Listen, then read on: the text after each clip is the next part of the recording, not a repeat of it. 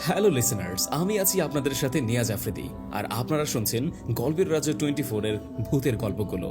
আজকে আপনাদের জন্য যেই গল্পটি নিয়ে এসেছি সেই গল্পটি হলো জিনের সাথে শারীরিক সম্পর্ক, যেই গল্পটা নিয়ে আপনারা সবসময় প্রতিটা গল্পের মধ্যে কমেন্ট করে থাকেন। তো চলুন কথা না বাড়িয়ে চলে যাচ্ছি মূল গল্পে। তখন দেখে তার সামনে একজন দাঁড়িয়ে রয়েছে আর 3 পাটি দাঁত বের করে খিলখিল করে হাসতে লাগলো। মাসুদ খান ভয়ে ভয়ে কাঁপা কাঁপা গলায় বলতে লাগলো, এ এ কে তুই? হ্যাঁ, কে? মাসুদ খানের কথা শুনে হায়নাটা বলে উঠল, আমি হলাম একজন হায়না পিচাস, হায়না পিচাস গোত্রের জিন। তখন মাসুদ খান একটা ডোক গিলে বলল, তুমি আমার কাছে কি চাও? তখন হায়নাটা বলল, চাওয়া পর হিসাব হবে পরে। এই বলে হায়নাটা মাসুদ খানের ঘাড় শক্ত করে চেপে ধরে ভ্যানিশ হয়ে যায়। আর এইদিকে গ্রামের মানুষজন গুলির শব্দ শুনে সবাই একসাথে আগুনের জ্বলন্ত মশাল নিয়ে ছুটে আসতে লাগলো। আর সবার হাতে ছিল ট্যাটা, যেটা দিয়ে গ্রামের মানুষ মাছ শিকার করত। বেশ কিছুক্ষণ পর মানুষ সেইখানেই যায় যেখান থেকে তারা গুলির শব্দ শুনতে পেয়েছিল। আর তারা যেই দেখে সবকিছু নীরবতা। তখন গ্রামের মানুষ বুঝতে পারে তারা যে আসছিল এটা হয়তো ডাকাতগুলো জেনে গিয়েছে, তাই পালিয়ে গিয়েছে। তখন গ্রামের একজন লোক মশালের আলোতে দেখতে পায় কিছু একটা ঝিকমিক করছে। তখন সেই গ্রামের লোকটা কাছে গিয়ে দেখতে পায় একটা পিস্তল পড়ে রয়েছে। আর তখন সেই লোকটা সবাইকে উদ্দেশ্য করে বলতে লাগলো, এই মিয়া ভাইরা, এখানে আসো, দেখো না এইটা কি পইরা রয়েছে। তখন সবাই তার কাছে যায় আর সবাই পিস্তলটা দেখতে লাগলো। আর সবাই সবার মতো করে বলতে লাগলো, হয়তো ডাকাতরা রেখে চলে গেছে, অথবা ডাকাতের কাছ থেকে পড়ে গিয়েছে। তখনই একজন ছেলে এসে বলল, কই দেখি তো একটু। ছেলেটি পিস্তলটা দেখেই বলে উঠল, এটা কোনো ডাকাতের পিস্তল নয়, এই পিস্তলটা হলো আমাদের গ্রামের সবচেয়ে ধনী ব্যক্তি, যার কথা এই গ্রামে কেন এই দেশ ছাড়া বিভিন্ন দেশের সকল মানুষ জানে। তখন সবাই বুঝতে পারে এই ছেলেটা মাসুদ খানের কথা বলছে। তখন ছেলেটা গ্রামের মানুষকে বলতে লাগলো, আমরা যেহেতু গুলির শব্দ শুনতে পেয়েছি, তার মানে এই পিস্তল থেকেই কিন্তু গুলিটা ছোড়া হয়েছে। এখন আমার কথা হলো, এখানে পিস্তল পড়ে রয়েছে, কিন্তু মাসুদ খান কোথায়? ছেলেটার কথা শুনে সবাই সবার দিকে তাকিয়ে বলল, তবে মাসুদ খানের কি বিপদ হয়েছে? তখন ছেলেটা বলল, অবশ্যই বিপদ হয়েছে, নয়তো তার ব্যক্তিগত পিস্তল এখানে এইভাবে পড়ে থাকতো না। তখন আরো কিছু লোক ছেলেটাকে জিজ্ঞাসা করলো, আগে ভাই, তুমি এত কিছু জানো কিভাবে যে এটা মাসুদ খানের পিস্তল? তখন ছেলেটা বলল, আমার সব কথার প্রশ্ন আমি আপনাদের দেব, এখন আমাদের মাসুদ খানকে খুঁজতে হবে। তখন গ্রামের মানুষজন ছন্নছিন্ন হয়ে খুঁজতে লাগলো তামিম, মানে রাহুর দাদু মাসুদকে। অন্যদিকে হায়নাটা মাসুদ খানকে নিয়ে যায় হায়নাদের সর্দার রক্তচোষা গফুরের কাছে। মাসুদ খান তখন জ্ঞান শূন্য অবস্থায় পড়ে রয়েছে। তখন হায়নাটা তাদের সর্দার রক্তচোষা গফুরকে বলল, প্রভু আমার, আপনার কথা মতো আব্দুল দাদুর সবচেয়ে কাছের ও ঘনিষ্ঠ বন্ধুকে ধরে নিয়ে এসেছি, আপনি এখন নির্মমভাবে তাকে হত্যা করুন। তখন হায়নাদের সর্দার রক্তচোষা গফুর বটগাছের মটগাল থেকে এক লাফ দিয়ে নিচে নেমে আসে। আব্দুলের মুখের কাছে নাক দিয়ে ঘ্রাণ নিতে লাগলো, আর সাথে সাথে একটা লাফ দিয়ে আবার বটগাছের মগ ডালে উঠে যায়। আর আশেপাশে থাকা হায়নারা বুঝতেই পারে না হঠাৎ তাদের সর্দার রক্তচোষা গফুরের কি এমন হয়েছে, যার ভয়তে সমস্ত পিচাস ছুটে পালায়। আর সেই কিনা এই মানুষকে দেখে এতটাই ভয় পায় বুঝতে পারে না। তখন হায়নারা তাদের সর্দারের দিকে তাকিয়ে বলল, কি হলো প্রভু, আপনি হত্যা করবেন না এই মানুষকে? আপনার বলা কথা আপনি নিজেই ভুলে গেছেন? তখন হায়নারদের সর্দার রক্তচোষা গফুর বলল, আমি আমার কথা ভুলিনি, কিন্তু এই মানুষকে আমি হত্যা করতে পারবো না। তখন হায়নারা বলল, কেন প্রভু, আপনি কেন এতটাই ভয় পেয়ে আছেন? আমরা সবাই তো আপনার সাথে আছি। তখনই হায়নাদের সর্দার রক্তচোষা গফুর বলল, এই মানুষকে যদি আমরা হত্যা করি তবে আমাদেরকে কেউ আর রক্ষা করতে পারবে না। তখন হায়নারা বলল, কেন প্রভু, কি হয়েছে এমন? তখন হায়নাদের সর্দার আবার বলল, রক্তচোষা গফুর, আমি যখন লাফ দিয়ে এই মানুষের কাছে গিয়ে রক্তের ঘ্রাণ নিতে থাকি, তখন এর গা থেকে সর্বশক্তিমান তান্ত্রিক রাহুর ঘ্রাণ পাই। আর এই মানুষের সাথে রাহুর নিশ্চয়ই কোনো সম্পর্ক রয়েছে। তখন একটা হায়না তাদের সর্দার রক্তচোষা গফুরকে বলল, মালিক, এই রাহুকে? তখন হায়নাদের সর্দার রক্তচোষা গফুর শুনেই বলল, এই হলো সেই রাহুতান্ত্রিক, যে তান্ত্রিক আজ থেকে ঠিক 8 বছর আগে আমাকে বন্দি করতে চাইছিল, কিন্তু আমি হয়তো তখন উপরওয়ালার কৃপায় বেঁচে যাই আমি। তখন হায়নাটা আবার বলল, মানে? তখন রক্তচোষা গফুর আবার বলতে লাগলো, আমি আজ থেকে 8 বছর আগে ডাকুয়া নদীর পাড় থেকেই যাচ্ছিলাম। তখন আমার কানে একটা মন্ত্র ভেসে আসে। মন্ত্রটা হলো হনুমানের। এক টানে এক নিঃশ্বাসে মন্ত্র জপ করতে থাকে এই রাহু। তখন আমি রেগে যাই আর বলি, কার এত বড় দুঃসাহস যে এই ডাকুয়া নদীর তীরে এসে হনুমান মন্ত্র জপ করতেছে? তখন আমি ডাকুয়া নদীর তীরে যাচ্ছিলাম। যতটাই কাছে যাচ্ছি ততটাই মন্ত্র শক্তিশালী হয়। তখন আমি দেখি আমার হাত পা অবশ হয়ে গিয়েছে, আমার মস্তিষ্ক কাজ করা বন্ধ করে দিয়েছে।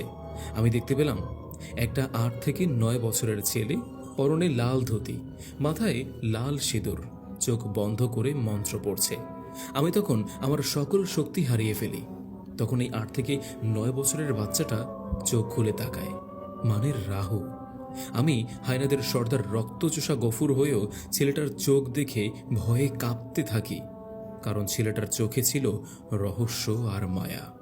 আর তখনই রাহু তার আসন থেকে উঠে দাঁড়ায় আর আমার দিকে তাকিয়ে হাসতে লাগলো প্রচণ্ড জোরে। এতটাই জোরে হাসতে লাগলো মনে হয় আমার মগজ বের হয়ে আসবে এখনই। তখন আমি বুঝতে পারি এই ছেলে কোনো সাধারণ ছেলে না। তখনই আমার শক্তি কোনো কাজ করছে না। আমি যে পালিয়ে যাব সেটাও করতে পারছিলাম না। আমি তখন মনে মনে ভাবলাম, এই রাহু হয়তো আমাকে বন্দী করে ফেলবে। কিন্তু রাহু তখন আমাকে বন্দী করে না। রাহু তখন তার পুটলি থেকে পুরানো জোড়া কবরের মাটিতে তার জানা একটা বিশেষ মন্ত্র পড়ে আমার ওপর নিক্ষেপ করে। আর ঠিক তখনই একটা দমকা বাতাস এসে পড়ে, আর এদিকে রাহু আমার ওপর নিক্ষেপ করা সেই জোড়া মাটি সেটা অন্য জায়গায় উড়িয়ে নিয়ে যায়। আর তখনই আমার শক্তি আবার ফেরত পাই, আর সাথে সাথে আমি এক মুহূর্ত দেরি না করে ওই স্থান ত্যাগ করে পালিয়ে যাই। আর তখনই আমি রাহুর গা থেকে যেই ঘ্রাণটা পেয়েছিলাম, আজকেও সেই ঘ্রাণ আমি এই মানুষের গা থেকে পেতে যাচ্ছি। এই বলে হায়নাদের সর্দার রক্তচোষা গফুর বটগাছের মটগাল দিয়ে ঝুলতে ঝুলতে আবার নিচে নেমে আসে। আর একটা হায়নার মুখের কাছে মুখ নিয়ে বলল, এই মানুষকে যেখান থেকে নিয়ে আসছিস সেখানে এখনই রেখে আয়। হায়নাদের সর্দার রক্তচোষা গফুরের কথা শুনে সব হায়নারা একে অপরের দিকে তাকাচ্ছে। তখন রক্তচোষা গফুর বলল, কি হলো, আমার কথা শুনতে পাচ্ছিস না? যা বলছি তাড়াতাড়ি কর। তখন হায়নাদের সর্দার রক্তচোষা গফুর দেখল রাহুর দাদু নড়ে ওঠে। তখন হায়নারা বুঝতে পারে এই মানুষের জ্ঞান ফিরেছে এখনই। তখনই মাসুদ খান মানে রাহুর দাদু ভয়তে বলতে লাগলো, তোরা কে? আর আমি বা এখন কোথায় আছি? মাসুদ খানের কথা শুনে হায়নাদের সর্দার রক্তচোষা গফুর একটা হাসি দিয়ে বলল, আগে মশাই, ভয় পাবেন না, আমরা আপনার বন্ধু।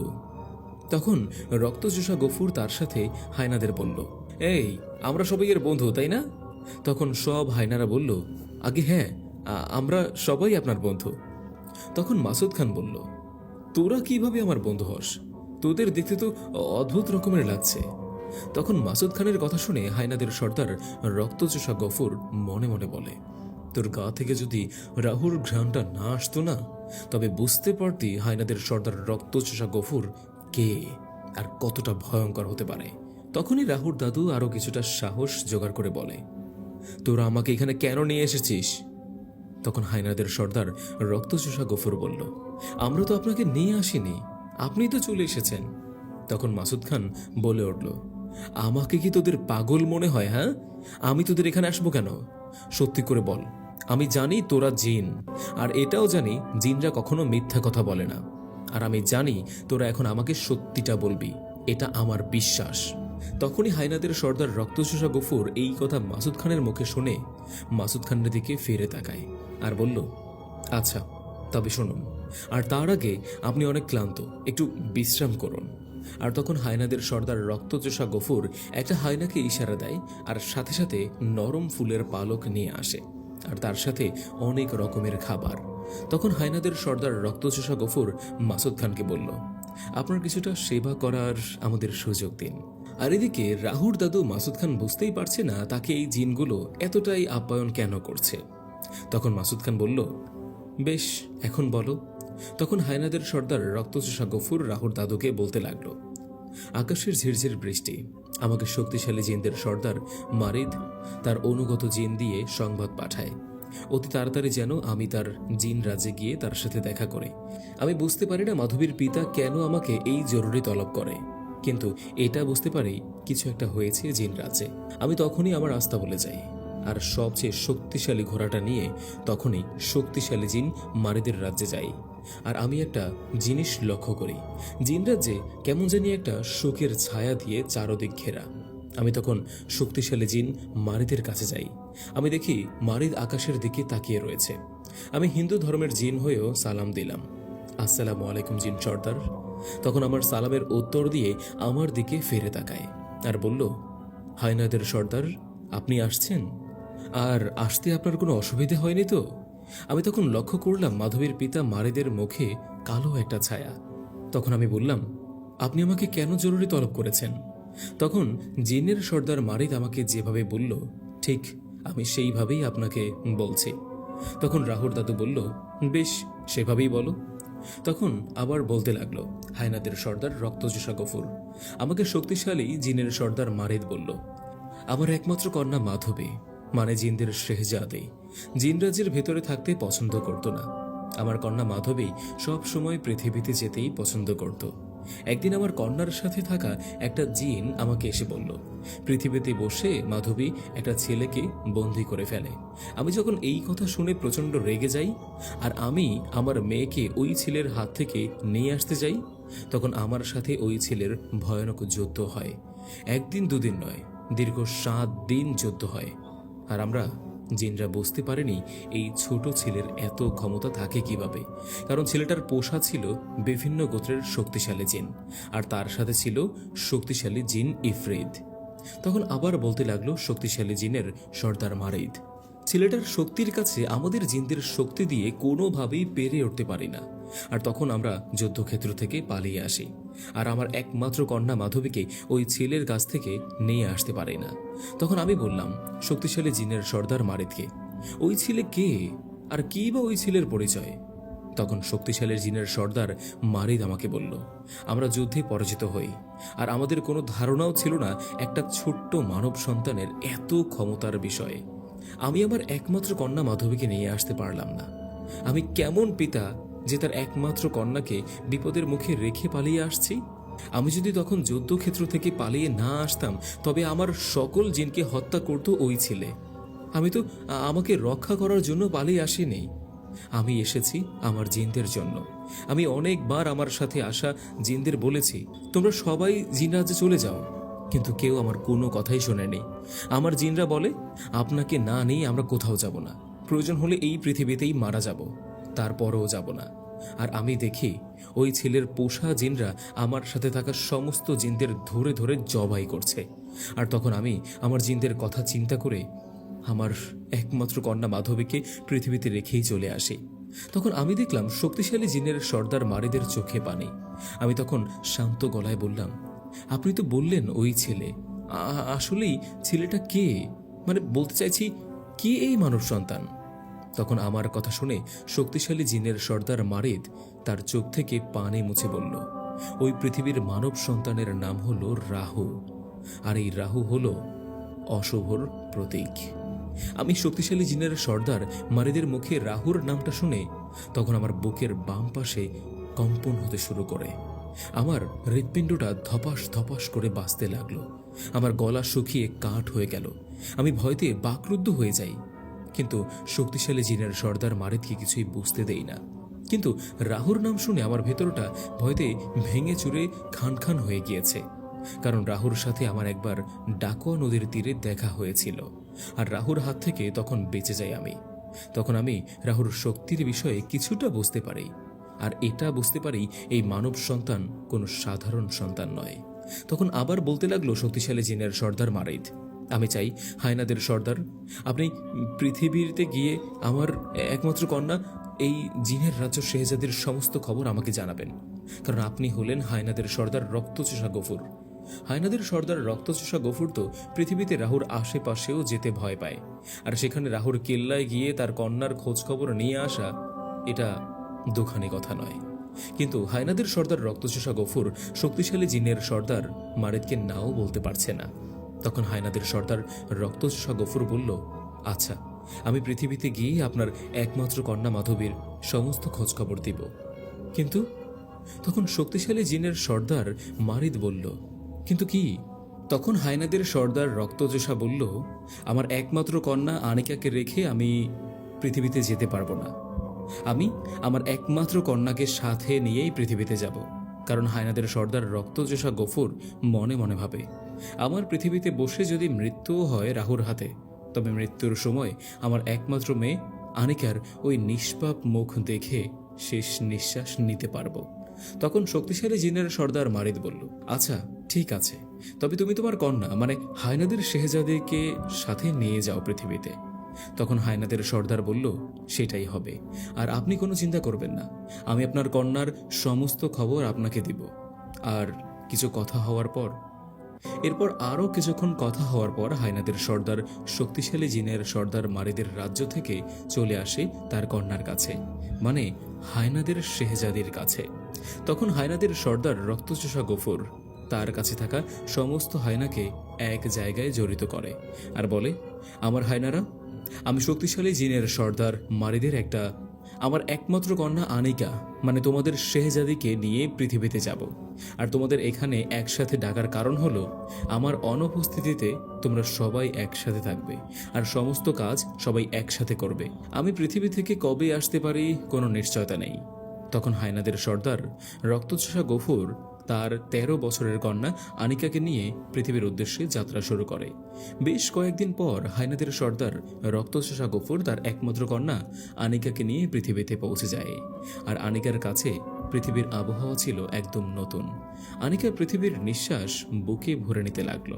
আর তার পিতা হায়নাদের সর্দার রক্তচোষা গফুরকে বলল, পিতা, আমাকে আগে কেন পৃথিবীতে নিয়ে আসনি তুমি? তখন হায়নাদের সর্দার তার একমাত্র মেয়ে আনিকার কথা শুনে বলতে লাগলো, কন্যা আমার, এখন থেকে আমরা এই পৃথিবীতেই থাকব। পিতার মুখে এই সব কথা শুনে আনিকা অনেক খুশি হয়ে যায়। আর হায়নাদের সর্দার রক্তচোষা গফুর একটা নির্দিষ্ট জায়গা খুঁজতে লাগলো, যেখানে এই পৃথিবীতে তার একমাত্র ১৩ বছর বয়সী কন্যাকে সে নিয়ে থাকতে পারবে। সেখানে হায়নাদের সর্দার রক্তচোষা গফুর তার কন্যাকে বলে না কেন তারা এই পৃথিবীতে এসেছে, আর রাহুর কথাও বলে না, শুধু বলে এই পৃথিবীর আনাচে কানাচে ছড়িয়ে রয়েছে বিপদ আর বিপদ। তখন আবার বলে হায়নাদের সর্দার রক্তচোষা গফুর, কন্যা, তোমাকে সাবধানে পা দিতে হবে, কারণ এই পৃথিবীর মানবরা কিন্তু খুবই ভয়ানক ও হিংস্র হয়। তখনই হায়নাদের সর্দার রক্তচোষা গফুর দেখতে পেল একটা ঝর্ণা, আর ঝর্ণার কাছে বেশ খালি মাঠ। তখন হায়নাদের সর্দার ভাবে, এইখানে সুরক্ষা কবচ দিয়ে একটা থাকার কুটি বানাতে হবে, আর এই ঝর্ণার পানি ব্যবহার করে নানান কাজও করতে পারবো। আর আনিকা ঝর্ণা দেখে অনেক খুশিও হয়। তার পিতার কাছ থেকে দৌড়ে ঝর্ণার কাছে চলে যায় আর ঝর্ণার পানি দিয়ে খেলতে লাগলো। হায়নাদের সর্দার রক্তচোষা গফুর তার কন্যার দিকে তাকিয়ে রয়েছে আর ভাবে, জানি না কন্যা আমার, আমি সারা জীবন তোর সাথে থাকতে পারবো কিনা। আমি সেই পিতা, মৃত্যু হবে জেনেও তোকে সাথে করে নিয়ে এসেছি।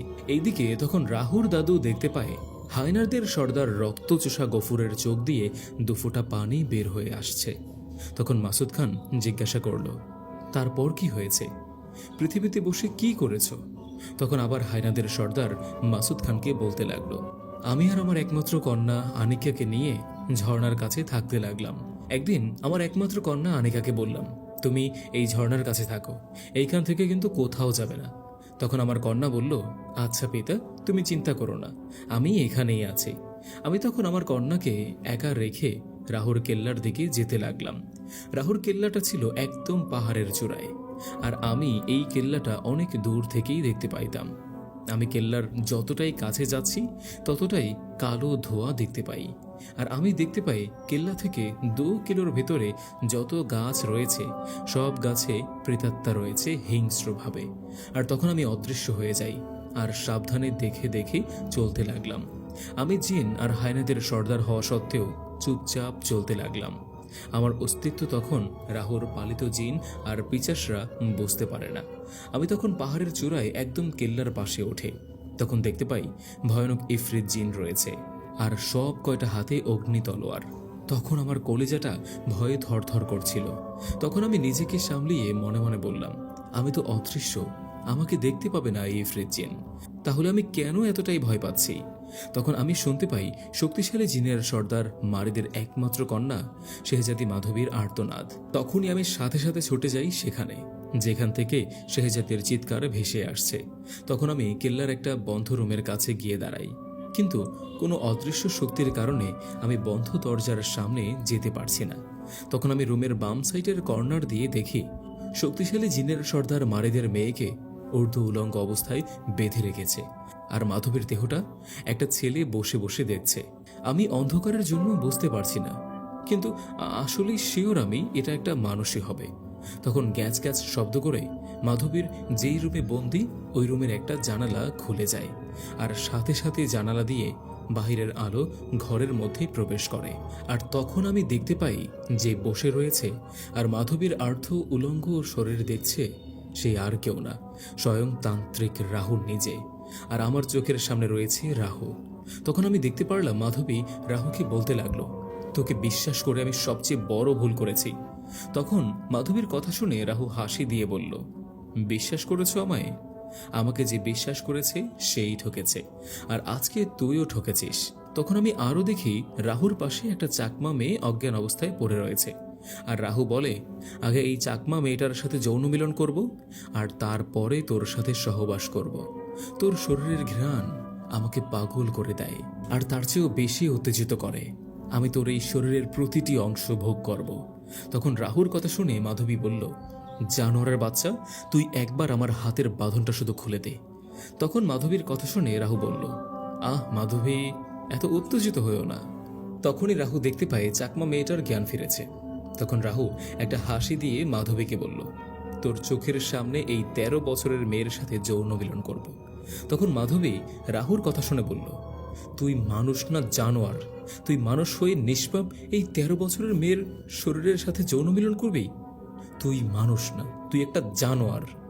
তখন মাধবীর কথা শুনে রাহু বলল, আমি কতটা খারাপ সেটা তুই জানতে পারবি। আর তুই আমাকে কি বলছিস? তোকে আমি মুক্ত করে দেব? যা, তোর কথা আমি রাখলাম, তোকে মুক্ত করে দিলাম। তুই যদি এই রাহুর কেল্লা থেকে বের হয়ে যেতে পারিস, আমি রাহু স্বয়ং তোকে কথা দিলাম, তোর দাসত্ব স্বীকার করে নেব আমি। আর যদি তুই বের না হয়ে যেতে পারিস, তোকে এই চাকমা মেয়ের সাথে একসাথে যৌন মিলন করব, ভেবে দেখ। আর এই কেল্লায় যেই একবার প্রবেশ করে সে কিন্তু আর দ্বিতীয়বার বের হতে পারে না, সে যতই শক্তিশালী হোক না কেন। তখন রাহুর কথা শুনে হায়নাদের সর্দার রক্তচোষা গফুর বুঝতে পারে সে এই কেল্লায় প্রবেশ করেছে ঠিকই, কিন্তু আর বের হতে পারবে না। আর সে যদি বের না হতে পারে, তবে মাধবীর খোঁজ খবর মাধবীর পিতা জিনের সর্দার মারিদকে কিভাবে জানাবে? আর তার একমাত্র কন্যা আনিকা তো তার জন্য অপেক্ষা করছে, যে তার পিতা হায়নাদের সর্দার রক্তচোষা গফুর তার কাছে আবার আসবে। তখন হায়নাদের সর্দার রক্তচোষা গফুর বুঝতে পারে সে তার অজান্তেই সে বন্দী হয়ে গিয়েছে এই বিশাল রাহুর কেল্লায়। তখন মাধবী রাহুর কথা শুনে বলল, বেশ, তবে তাই হবে। তখন রাহু দেখতে পায় চাকমা মেয়েটা ভয়তে রাহুর রুমের এক কোণে বসে ফুপিয়ে ফুপিয়ে কান্না করতে লাগলো, আর বলে, মায়ের কাছে যাব, আমাকে ছেড়ে দাও, আমার খুব ভয় করছে। তখন রাহু চাকমা মেয়েটার দিকে ফিরে তাকিয়ে কিছু বলতে যাবে, তখনই মাধবী মুহূর্তের মধ্যে এসেই রাহুর ঘাড়ে একটা আঘাত করে, আর রাহু মাটিতে বসে পড়ে, আর সাথে সাথে পুরো কেল্লায় বাতাস বইতে শুরু করে। আর তখন মাধবী তার হাত সহ শরীর নাড়াতে পারে না, কারণ রাহুকে আঘাত করার সাথে সাথে রাহুর জিনেরা মাধবীকে আটক করে ফেলে। তখন রাহু মাটি থেকে উঠে দাঁড়ায় আর বলল, আমি তোকে একটা সুযোগ দিয়েছিলাম, আর তুই আমার দেওয়া সুযোগ ব্যবহার করে আমাকেই হত্যা করে এই কিল্লা থেকে পালিয়ে যেতে চাস? তোর পিতা জিন্দের সর্দার মারিদ আমার কাছ থেকে পরাজিত হয়ে পালিয়ে গিয়েছে, আর সেখানে তুই তো তার মেয়ে, আমার কাছ থেকে এভাবে চলে যাবি? এই বলে রাহু প্রচন্ড জোরে একটা হাসি দেয়। আর রাহু জিন্দের বলল, বন্দি করে রাখ এই পরীকে, মানে মাধবীকে। আমি প্রথমে এই মাধবীর সাথে মিলন করব, তারপরে অন্য কারো সাথে। আর রাহুর জিন্দের বলল, বন্দি করে রাখ এই পরীকে, এই কথা শোনার সাথে সাথে হায়নাদের সর্দার রক্তচোষা গফুর মনে মনে বলছিল, হে জিন্নের সর্দার মারিদ, আপনি আমাকে ক্ষমা করে দিন। আমি আপনার কন্যার জন্য কিছুই করতে পারলাম না। রাহুর কথায় রাহুর পালিত জিনরা মাধবীকে বন্দী করে রাখে, আর রাহু তার জিনদের বলে, এই 13 বছরের চাকমা মেয়েটার সাথে তোরা যৌন মিলন কর, আর তারপর জবাই করে এই 13 বছরের চাকমা মেয়েটার রক্ত আমার কাছে নিয়ে আয়। এই রক্ত দিয়েই মাধবীকে গোসল করাবো। মাধবী একজন পরী হয়ে কেন এই মানুষের মেয়েটার জন্য দরদ? রাহুর কথা শুনে ইফরিত জিন বলল, আচ্ছা মালিক আমার, আপনি যেটাই বলবেন সেটাই করব। প্রথমে এই মেয়েটার সাথে শারীরিক সম্পর্ক করব, তারপরে আপনার কথা মতো জবাই করব। কিন্তু মালিক, তখন রাহু বলল, কিন্তু আবার কি? তখন রাহুর কথায় ইফরিত বলল, আগে মালিক, আপনার কথা মতো এই চাকমা মেয়েটাকে জবাইও করলাম, আবার সহবাসও করলাম, কিন্তু এই মেয়ের কলিজা, হৃৎপিণ্ড এইগুলো কি আমরা ভোগ করতে পারি? ইফরিতের এমন কথা শুনে রাহু বলল, পারিস। এখন যা, আর সব তাড়াতাড়ি করে আয়, আমি রক্তের জন্য অপেক্ষায় রইলাম। রাহুর কথা শুনে ইফরিত সম্মতি দিয়ে চলে যায় চাকমা মেয়েটাকে নিয়ে। আর চাকমা মেয়েটা ইফরিতের ভয়ানক রূপ দেখে তখনই জ্ঞান হারিয়ে ফেলে। আর চাকমা মেয়েটা জানেই না যে তার সাথে কি হতে চলেছে। এই সব কিছু মাধবী দেখতে আর শুনতে লাগলো রাহুর কথা। তখন মাধবীর চোখ নোনা জলে ভরে যায়, আর ভাবে, আমি একটা মানুষকে পছন্দ করলাম, আর এই মানুষটি আমার সাথে বেইমানি করলো। মাধবীকে ভাবতে দেখে রাহু বলল, ও আমার পরী, কি ভাবছো তুমি? রাহুর কথা শুনে মাধবী রাহুর দিকে অগ্নি দৃষ্টিতে তাকায়। মাধবীর তাকানো দেখে রাহু একগাল রহস্যময় হাসি দিয়ে বলল, তোমরা পরীরা, আর পরী মানে তো মেয়ে, আর তোমরা মেয়েরা কখনোই বদলাবে না। মৃত্যুর মুখে দাঁড়িয়েও আমার দিকে চোখ রাঙিয়ে থাকিস, হ্যাঁ? তখন মাসুদ খান বলতে লাগলো, বুঝলাম। তারপর কি রাহু জিনের সর্দার মারিদের মেয়ে, মানে জিনের শেহজাদের সাথে সহবাস করে? আর রাহুর পালিত ইফরিত জিন কি 13 বছরের চাকমা মেয়েটার সাথে শারীরিক সম্পর্ক করে, তারপর হত্যা করে ফেলে? মাসুদ খানের কথা শুনে হায়নাদের সর্দার বসা থেকে উঠে দাঁড়ায়, আর পূর্ণ জ্যোৎস্না আকাশের উজ্জ্বল তারাটার দিকে তাকিয়ে রয়েছে। অন্যদিকে গ্রামের মানুষজন মাসুদ খানকে খুঁজতে লাগলো। সবাই বুঝতে পারে মাসুদ খান অনেক বড় বিপদের মধ্যে রয়েছে। সবার মুখে একটাই কথা, যেভাবেই হোক না কেন মাসুদ খানকে জীবিত বা মৃত উদ্ধার করতে হবে। অন্যদিকে হায়নাদের সর্দার রক্তচোষা গফুরকে রাহুর দাদু আকাশের তারার দিকে তাকিয়ে থাকতে দেখে বলতে লাগলো, কি হলো বলুন? তখন হায়নাদের সর্দার আবার বলল, রাহু মাধবীর সামনে বসে রয়েছে। আর রাহু মাধবীকে বলল, তোকে আজকে আমার মতো করে ভোগ করব। আমি মৃত আত্মহত্যা লাশের সাথে শারীরিক সম্পর্ক করেছি, আর আজকে তোর সাথে করব। তখন রাহু শুনতে পায় একটা আর্তনাদ। তখন রাহু বুঝতে পারে ইফরিত 13 বছরের মেয়েটার সাথে যৌন মিলন করে হত্যা করেছে। আর তার কিছুক্ষণ পর ইফরিত একটা রূপার বাটিতে করে গরম তাজা রক্ত নিয়ে আসে, আর রক্তের গন্ধে মাধবী বমি করে দেয়। মাধবীর এমন অবস্থা দেখে ইফরিত বলল, রক্তের গরম গন্ধে তোমার বমি হয়? আর এই রক্ত দিয়ে তোমাকে গোসল করালে কি যে তোমার হবে ওই উপরওয়ালাই জানে। এই বলে রাহু হাসতে লাগলো। তখন রাহুর কথা শুনে মাধবী বলল, না রাহু, তুমি আমার সাথে যা ইচ্ছা করো, তবু এই রক্ত আমার গায়ে দিও না। মাধবীর কথা শুনে রাহু বলল, আমি রাহু একবার যেহেতু বলেছি তোমার গায়ে এই রক্ত দিয়ে গোসল করাবো, তাহলে করাবোই, আর তারপরে তোমার এই শরীর আমি ভোগ করব। মাধবী তখন বুঝতে পারে এই রাহুকে অনুরোধ করে আর কোনোই লাভ হবে না, কারণ রাহু তার কথায় অটল। এদিকে মাধবীর হাত পা কিন্তু অদৃশ্য শক্তি দিয়ে বাঁধা। রাহু রক্তের বাটিটা নিয়ে মাধবীর একদম কাছে রাখে, আর মাধবীর কানের কাছে মুখ নিয়ে বলল, ভালোবাসি তোর এই শরীরকে, আজকে তোকে এতটাই তৃপ্তি দিব, সব সব সময় আমার কথা মনে রাখবি। এই বলে রাহু মাধবীর গোলাপি রঙের ঠোঁট দুটো দখল করে নেয়। কিন্তু রাহুর মনে হতে লাগলো সে কোনো শান্তি পাচ্ছে না। তখনই রাহু মাধবীর কাছে গিয়ে মাধবীর গায়ের লেগিংসটা খুলতে লাগলো। রাহু মাধবীর শরীর থেকে যতটা খুলতে লাগলো ততটাই মাধবীর শরীর দেখা যাচ্ছে। তার কিছুক্ষণ পরেই রাহু মাধবীর আরও কাছে যায়। তখন রাহু দুহাত পিছিয়ে যায় হঠাৎ করেই, আর সাথে সাথে একটা চিৎকার দেয়। শোনা যায় এমন চিৎকার রাহু দ্বিতীয়বার আর দেয়নি, কারণ রাহু মাধবীর সাথে সহবাস করতে গিয়েও দেখে মাধবীর পিরিয়ড হয়েছে। আর কোনো মেয়ে মানুষের পিরিয়ড হলে সেই মানুষের কাছে তান্ত্রিকরা যায় না। এইদিকে হায়নাদের সর্দার রক্তচোষা গফুরের কথা শুনে রাহুর দাদু মাসুদ খান বলল, আচ্ছা, তুমি তো রাহুর কেল্লায় তোমার অজান্তেই বন্দী হয়ে গিয়েছো, তবে তোমার মেয়ে আনিকার কি হয়েছে? রাহুর দাদুর কথা শুনে হায়নাদের সর্দার রক্তচোষা গফুর শান্ত গলায় বলল, আমার কন্যাটা বেঁচে নেই। অনিকাকে আমার চোখের সামনে ধর্ষণ করে হত্যা করে রাহু। আমি আমার কন্যার পিতা হয়েও বাঁচাতে পারলাম না ওকে। হায়নাদের সর্দার রক্তচোষা গফুরের কথা শুনে মাসুদ খান মানে রাহুর দাদু একটু নড়ে উঠে বসল আর বলল, বুঝলাম না, আপনার মেয়েকে কেন হত্যা করেছে এই রাহু? তখন আবার বলতে লাগলো হায়নাদের সর্দার রক্তচোষা গফুর, রাহু মাধবীর সাথে শারীরিক সম্পর্ক করতে পারে না, মাধবীর পিরিয়ড হওয়ার কারণে। অন্যদিকে আমি রাহুর কেল্লা থেকে বের হতে পারি না। আমি তখন কেল্লার ভিতরে একটা বন্ধ রুমে বসে থাকি, আর তখন বিকাল গড়িয়ে সন্ধ্যা নেমে আসে। আমার একমাত্র কন্যা অনিকা আমার জন্য ঝর্ণার কাছে অপেক্ষা করতে লাগলো, কিন্তু আমি আসি না। তখন অনিকা ঝর্ণার ধারে মন খারাপ করে বসে থাকে আর বুঝতে পারে আমার কোনো বিপদ হয়েছে। তখন অনিকা মনে মনে সিদ্ধান্ত নেয়, সকালে সূর্যের আলো ফুটলে সে তার পিতাকে হায়নাদের সর্দার রক্তচোষা গফুরকে খুঁজতে বের হবে।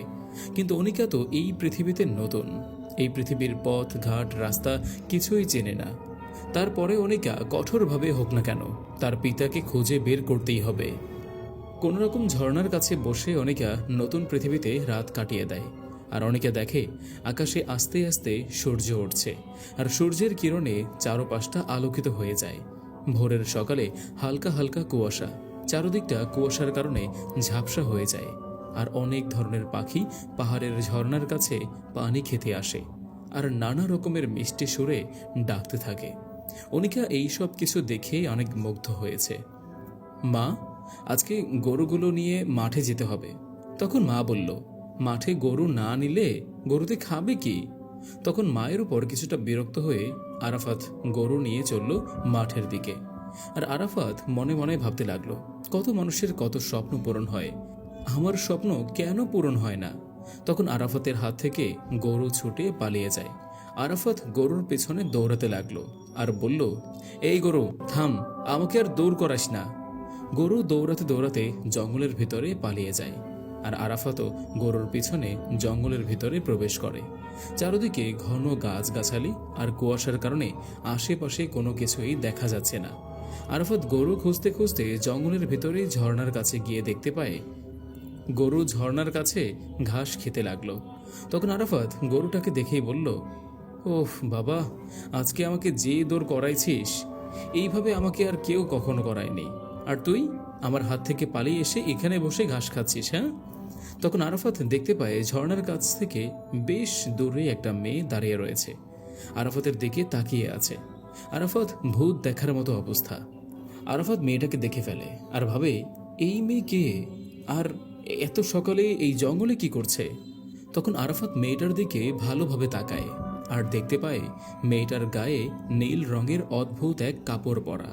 আর এই অদ্ভুত কাপড় আরাফাত আগে কখনো দেখেনি। আর মেয়েটার মুখে রয়েছে অনেক মায়া। মেয়েটার গায়ের রং শ্যামলা, মাথায় অনেক চুল। আর আরাফাত চোখে দেখল মেয়েটার চুলের সিঁথিতে রয়েছে সোনার ফুল, আর এই ফুলে সূর্যের কিরণে ঝিকিমিকি করছে। তখনই আরাফাত সাহস করে হাত বাড়িয়ে বলল, তোমার নাম কি, আর এই জঙ্গলে কি করছো? তখন আরাফাতের কথা শুনে মেয়েটি বলল, আমার নাম মনিকা, আর আমি এই জঙ্গলে পথ হারিয়ে ফেলেছি। আমার পিতাজিকেও সাথে হারিয়ে ফেলেছি। আমি তোমাকে তুমি করে বলে কিছু মনে করো না, আমার মনে হয় তুমি আমার সমবয়সী। তখনই আনিকার কথা শুনে আরাফাত বলল, আগে না না, আমি তোমার কথায় কিছু মনে করছি না। আচ্ছা এটা বলো, তোমার বাড়ি কোথায়? তখন আরাফাতের কথা শুনে অনিকা বলল, আমার বাড়ি শহরে। তখন আরাফাত বোঝে শহরের মেয়ে গ্রামে এসেছে, তাই এরকমের অদ্ভুত পোশাক কাপড় পরেছে। আর গ্রামের কিছু চিনেও না, তাই হয়তো হারিয়ে গিয়েছে এই জঙ্গলে। তখন আরাফাত বলল, তোমার পিতা কোথায় হারিয়ে গিয়েছে, আর আমরা কোথায় খুঁজব? তখন অনিকা বলল, হয়তো এই অচেনা জঙ্গলেই আছে। তখন আরাফাত অনিকার কথা শুনে বলল, আমি এই সমস্ত জঙ্গল ভালোভাবেই চিনি, আমি তোমাকে তোমার পিতাকে খুঁজতে সাহায্য করব। তখন আরাফাতের কথা শুনে অনিকা একটা হাসি দেয়, আর আরাফাত অনিকার হাসির দিকে তাকিয়ে রয়েছে। কিভাবে একটা মেয়ের হাসিতে এত মায়া, তার উপর আবার গালে টোল, এতে আনিকার হাসি আরো সুন্দর করে ফুটিয়ে তুলছে। আরাফাতের মনে হয় এই ভোরের সকালে কোনো শিশির ভেজা তাজা গোলাপ আরাফাতের সামনে দাঁড়িয়ে আছে। আরাফাত অনিকার দিকে তাকিয়ে রয়েছে।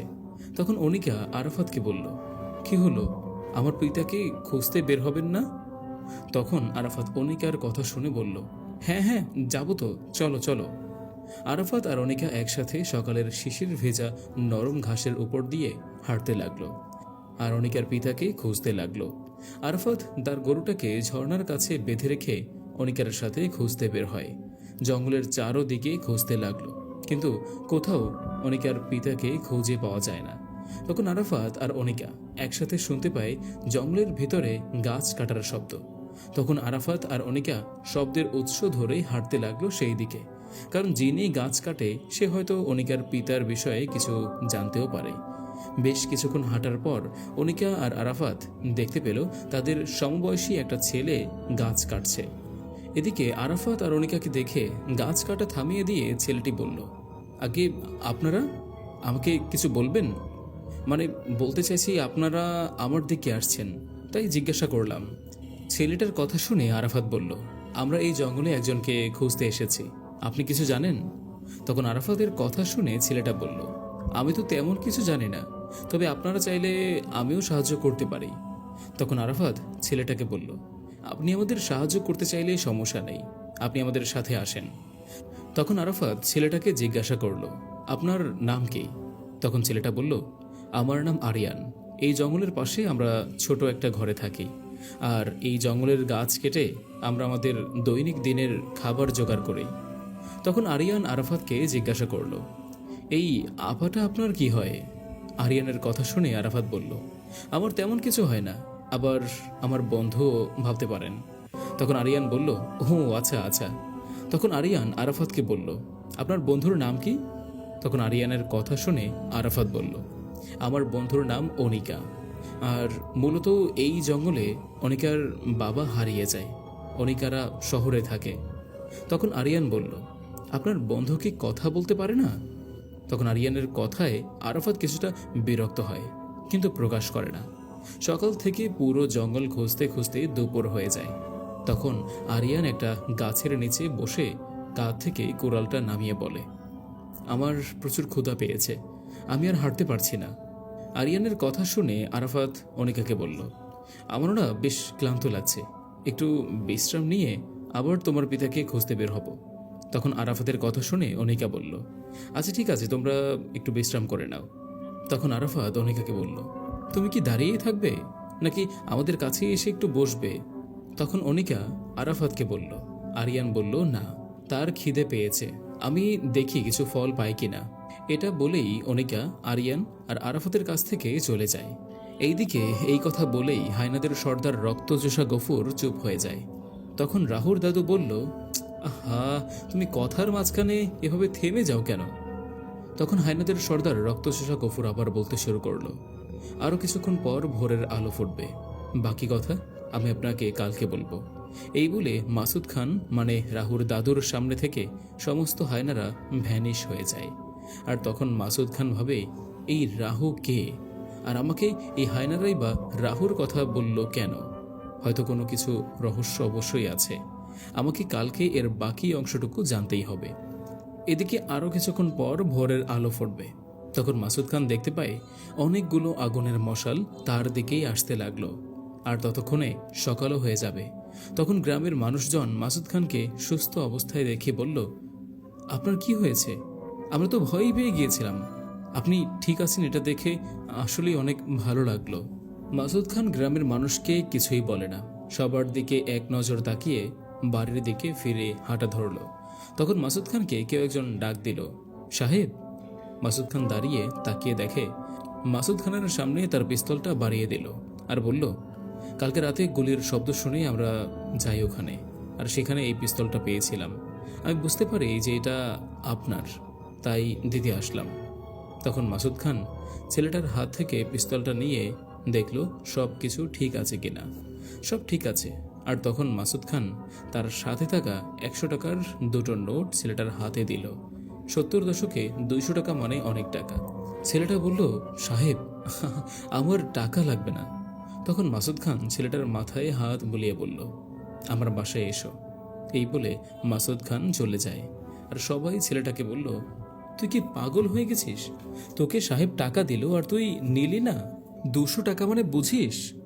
তোদের 2 মাস আর কষ্ট করে কাজ করতে হতো না, এই 200 টাকা দিয়ে বসে বসে খেতে পারতি।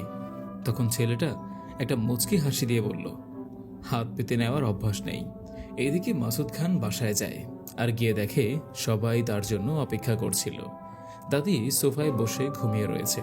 তখন দাদু ঘরে প্রবেশ করেই বলল, এইসব কি, তোমরা রাতে ঘুমাওনি?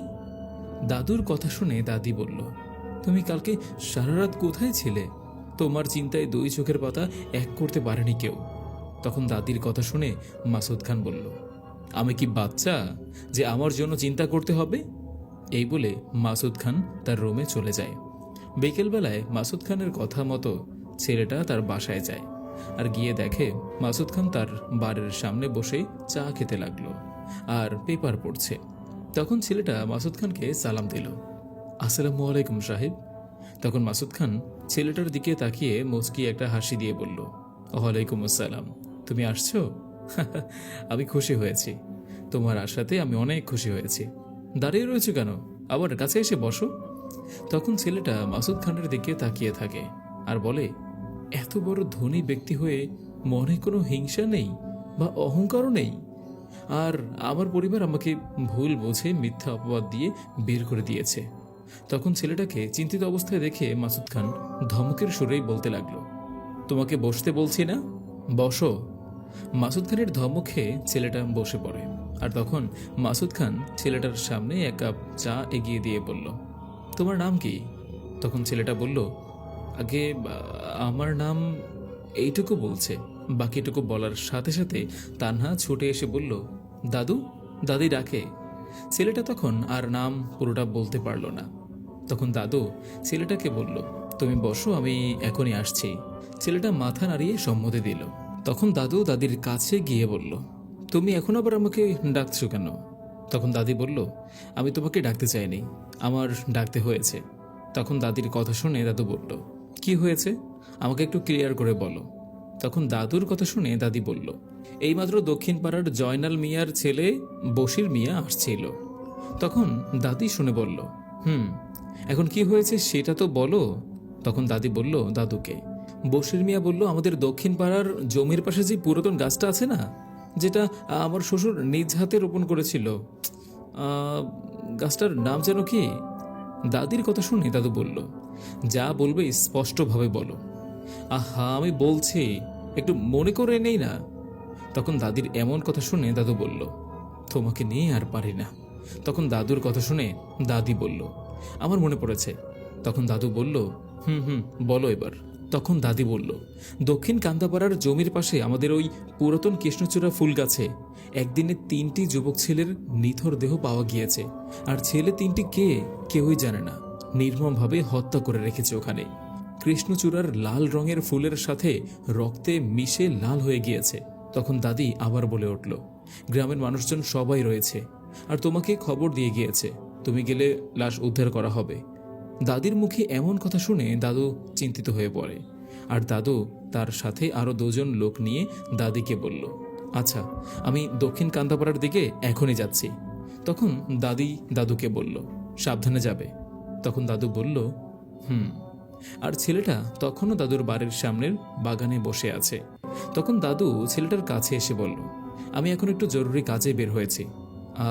দেখো, তোমার সাথে কথা বলতে পারলাম না, তোমাকে আসতে বলেও সময় দিতে পারলাম না। তুমি আবার রাগ করো না কিন্তু, হ্যাঁ? তোমাকে টাকা পয়সা দিলেও তুমি নেবে না, সেটা তো আমি জানি। তুমি কালকে বিকেলে আবার আসবে, হ্যাঁ? তখন তোমাকে সময় দিতে পারবো। তখন দাদুর কথা শুনে ছেলেটা মাথা নাড়িয়ে হ্যাঁ সূচক উত্তর দিল আর সালাম দিয়ে চলে যেতে লাগলো। আর দাদু তার গাড়ি নিয়ে বের হয়ে যায়, দক্ষিণ কান্দাপাড়ার উদ্দেশ্যে চলে যায়। আর ছেলেটা তখন মনে মনে ভাবে, যেখানে আমার পরিবার আমাকে সময় দিতে পারলো না, আর সেখানে এনি সময় দিবে কিভাবে? আমার জীবনটা এমনই, আমার সময়টা এখন আমার সাথে নেই। এইদিকে বেশ কিছুক্ষণ গাড়ি চালানোর পর মাসুদ খান দক্ষিণ কান্দাপাড়ার জমির কাছে এসে পৌঁছায় আর গিয়ে দেখে অনেক মানুষ ভিড় করে রেখেছে সেখানে। আর সবাই বলছে এই ছেলে তিনটাকে কে এইভাবে হত্যা করেছে।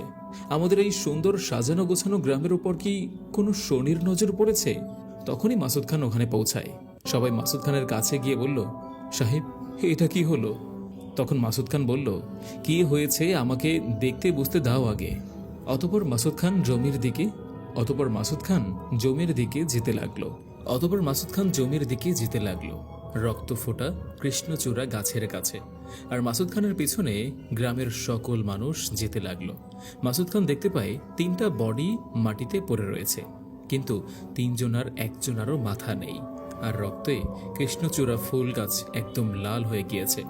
মাসুদ খান উপরের দিকে তাকিয়ে চোখ বন্ধ করে নেয় আর একটা শ্বাস নিয়ে বলল, এদেরকে এই ভয়ানকভাবে কে হত্যা করেছে? এটা তো কোনো মানুষের কাজ না। আর একটা মানুষ হয়ে মানুষকে এইভাবে হত্যা করতে পারে না।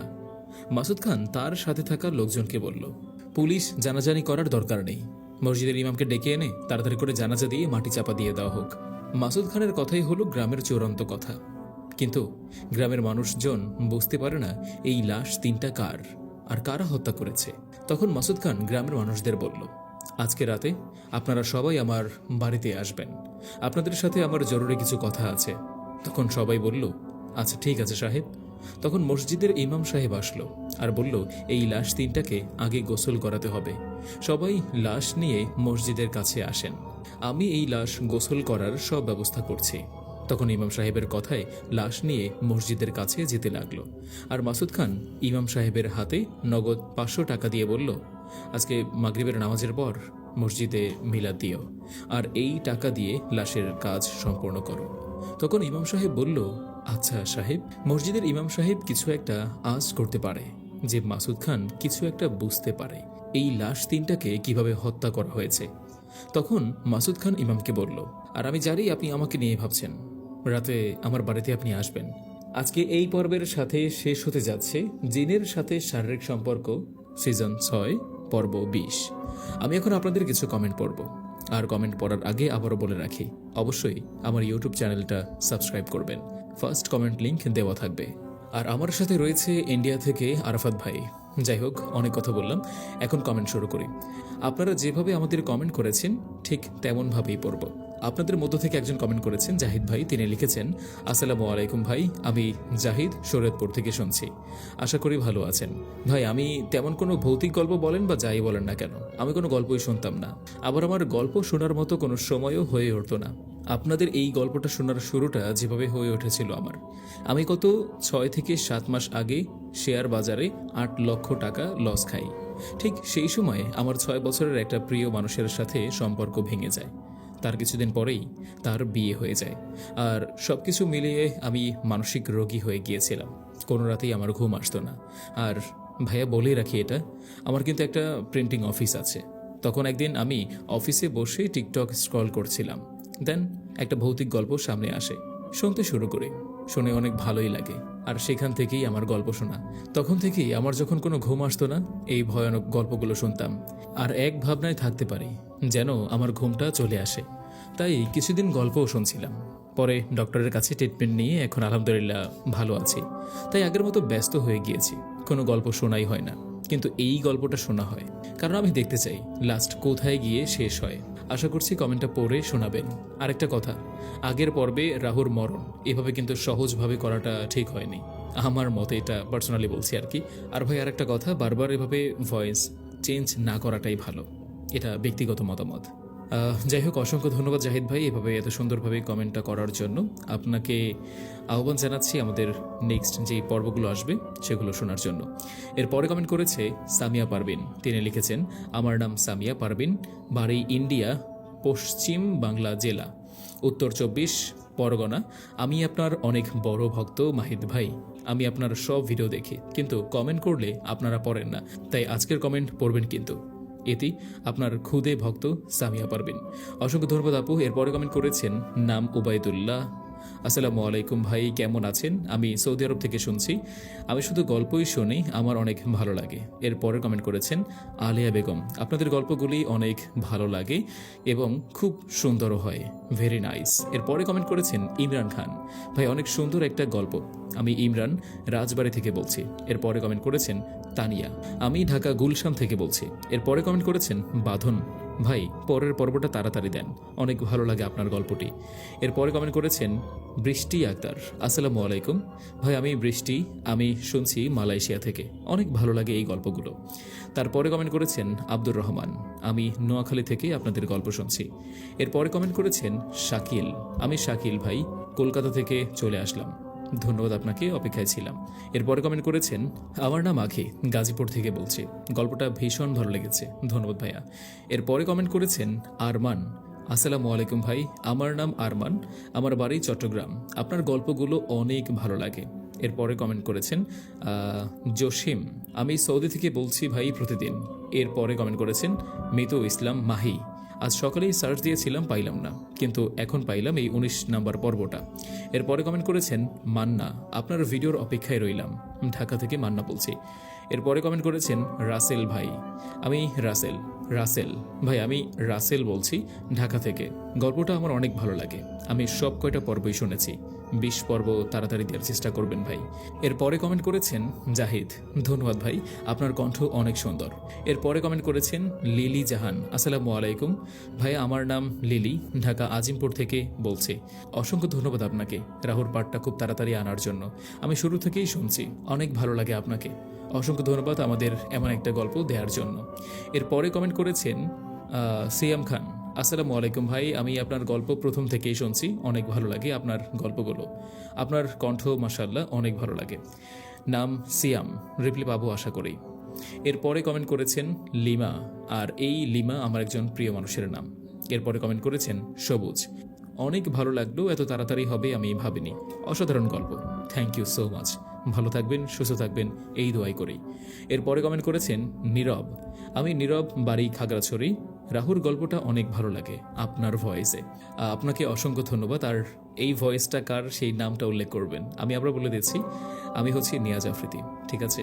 সো কখন কোন ভয়েস নিয়ে কথা বলছেন নাম উল্লেখ করে বলবেন।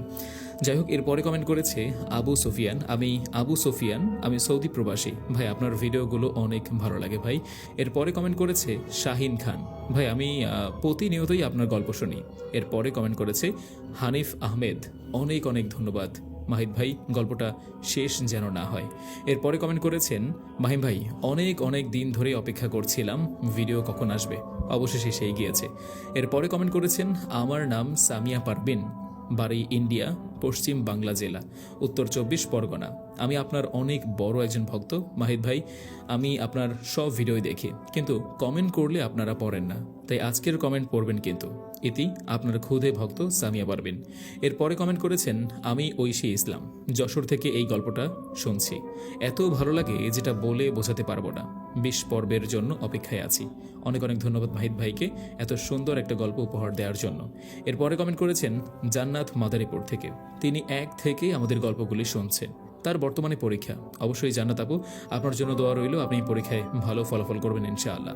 এরপরে কমেন্ট করেছেন মোবারক হোসেন, এরপরে কমেন্ট করেছেন আরমান, এরপরে কমেন্ট করেছেন ইমরান রাজবাড়ী থেকে, এরপরে কমেন্ট করেছেন রিধি, এরপরে কমেন্ট করেছেন বৃষ্টি, আসসালামু আলাইকুম ভাইয়া, আমি মালয়েশিয়া থেকে আপনার গল্প শুনছি, আমার অনেক ভালো লাগে এই গল্পটা। এরপরে কমেন্ট করেছেন আখি গাজীপুর থেকে। এরপরে কমেন্ট করেছেন অনিক ইসলাম, আসসালামু আলাইকুম মাহিদ ভাই, আপনার গল্পটা অনেক ভালো লাগে, আমি স্পেন থেকে বলছি। এরপরে কমেন্ট করেছেন জিশান গাজীপুর থেকে। এরপরে কমেন্ট করেছেন রাসেল ঢাকা থেকে। তারপর কমেন্ট করেছেন রংপুর থেকে মামিমা। এরপরে কমেন্ট করেছেন নয়ন হাসান গাজীপুর থেকে। তারপর কমেন্ট করেছেন সৌদি থেকে বোরহান। এরপরে কমেন্ট করেছেন টাঙ্গাইল সদর থেকে রোহি। এরপরে কমেন্ট করেছেন লিমা, তিনি লিখেছেন আসসালামু আলাইকুম ভাইয়া, কেমন আছেন, আমি যশোর থেকে লিমা বলছি। এরপরে কমেন্ট করেছেন নীরব খাগড়াছড়ি থেকে। অসংখ্য ধন্যবাদ আপনাদের সকলকে, আমি আপনাদের গল্পের পাঠক নিয়াজ আফ্রিদি বলছি। আপনারা কমেন্ট করলে সেই কমেন্টগুলোকে আমরা পড়ার চেষ্টা করে থাকি। আর ইনশাআল্লাহ নেক্সট পর্বগুলোতেও চেষ্টা করব আপনাদের সকল কমেন্ট এভাবে পড়ে শোনানোর। আপনারা আপনাদের গল্প বিষয়ে কিংবা পার্সোনাল যদি কোনো স্টোরি আমাদের সাথে শেয়ার করতে চান শেয়ার করতে পারেন। চেষ্টা করব আপনাদের মাঝে সেই স্টোরিগুলো, গল্পগুলো, আপনাদের কমেন্টগুলো শেয়ার করে দেওয়ার। ধন্যবাদ সকলকে। দেখা হচ্ছে নেক্সট কোনো গল্পে। ততক্ষণ পর্যন্ত ভালো থাকুন, সুস্থ থাকুন এবং আমাদের 50,000 সাবস্ক্রাইব হতে একদম অল্প কিছু সাবস্ক্রাইব বাকি। যারা নতুন আছে তাদেরকে সাবস্ক্রাইব করতে বলুন এবং আপনারা চাইলে আপনাদের ফ্রেন্ড সার্কেলকেও এই চ্যানেলটি শেয়ার করে সাবস্ক্রাইব করার জন্য অনুরোধ করতে পারেন। আসসালামু আলাইকুম।